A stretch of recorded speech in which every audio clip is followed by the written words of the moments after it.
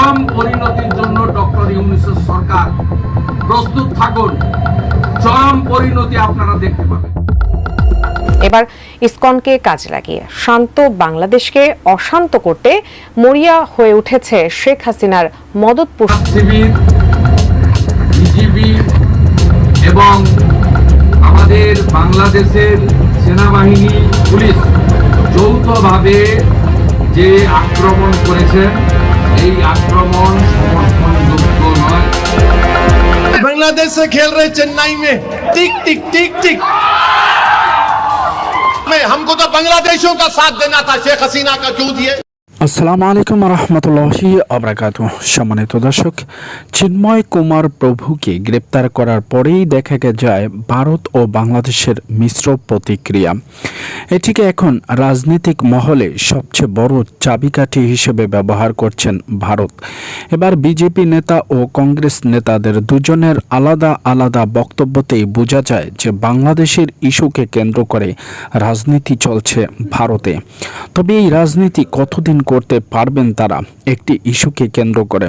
এরই মধ্যে ডক্টর ইউনূস সাফ জানিয়ে দিয়েছেন প্রভুকে কোনোভাবেই ক্ষমা করা হবে না এবং তাকে রাষ্ট্রীয় মামলায় আইনের আওতায় আনা হয়েছে। আইন অনুযায়ী তার বিচার এবং শাস্তি যতটুকু প্রাপ্য ততটুকুই দেওয়া হবে, বেশিও দেওয়া হবে না, কমও দেওয়া হবে না। শুধু তাই নয়, এবার বাংলাদেশের ইসকনের যিনি প্রধান আছেন তিনি জানিয়ে দিয়েছেন যেই যেই প্রভু যাকে গ্রেপ্তার করা হয়েছে তার সাথে ইসকনের কোনো যোগাযোগ নেই, তাকে ইসকন থেকে বহিষ্কার করে দেওয়া হয়েছে। তবে কথা হচ্ছে যে ভারত বাংলাদেশের ইস্যুকে কেন্দ্র করে এত উৎসাহী কেন? এর মধ্যে দেখা গিয়েছে সেখানে বক্তব্যতে উঠে এসেছে যে বাংলাদেশের পুলিশ, বিজিবি, র্যাব, সেনাবাহিনী মিলে যৌথভাবে তাকে গ্রেপ্তার করেছেন।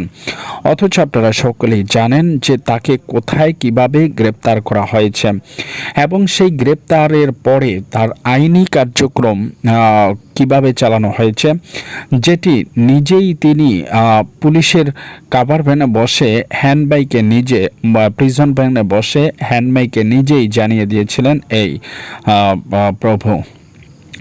দর্শক, তারপরেও যে সকল ভারতীয় মিডিয়াগুলো বাংলাদেশের ইস্যুকে কেন্দ্র করে এখনো পর্যন্ত এই গুজব চালিয়ে যাচ্ছেন তাদের বিরুদ্ধে কঠোর পদক্ষেপের ব্যবস্থার কথা জানিয়ে দিয়েছেন ডক্টর ইউনূস। ভারতের যেই নেতা বাংলাদেশের এই ইস্যুকে কেন্দ্র করে বিভিন্ন রকমের উস্কানিমূলক বক্তব্য দিয়েছেন, অচিরেই তাকে ক্ষমা চাইতে হবে এবং বাংলাদেশের কোনো অভ্যন্তরীণ বিষয়ে কাউকে নাক গলানোর মতো পারমিশন কিংবা সুযোগ এখনও দেওয়া হয়নি বলে জানিয়ে দিয়েছেন ডক্টর ইউনূস। কারণ এটি একটি সার্বভৌম স্বাধীন দেশ, যেখানে মানুষের মতামত ও গণতান্ত্রিকভাবে দেশ পরিচালনায় সবচেয়ে বড় গুরুত্বপূর্ণ ভূমিকা পালন করে। সেখানে ভারতের মতো একটি রাষ্ট্র কেন কথা বলবেন কিংবা বাংলাদেশের ইস্যুতে নাক গলাবেন, সেটি নিয়ে এরই মধ্যে বিভিন্ন মহলে আলোচনা ও সমালোচনার তুমুল ঝড় বয়ে যাচ্ছে। তবে শেষ পর্যন্ত তন্ময় কুমার প্রভু কি ক্ষমা পাবেন? আপনাদের কি মতামত জানাতে পারেন কমেন্টস বক্সে। আর যদি তিনি ক্ষমা পান তাহলে ছাত্র আন্দোলন ও গণ অধিকার পরিষদ সহ বাংলাদেশের যে সকল ছাত্র সমাজ 5ই আগস্ট সাবেক প্রধানমন্ত্রী শেখ হাসিনাকে দেশ থেকে তাড়িয়ে দিয়েছিল, সে সকল ছাত্র সমাজকে বসে থাকবে নাকি এই প্রভুর যতদিন পর্যন্ত তাকে বাংলাদেশ থেকে বের করা না হয় ততদিন পর্যন্ত তাদের আন্দোলন চালিয়ে যাবে, সেটি এখন সময়ের ব্যাপার। তো দর্শক, আজকের মতো এখানে বিদায় নিচ্ছি। আল্লাহ হাফেজ।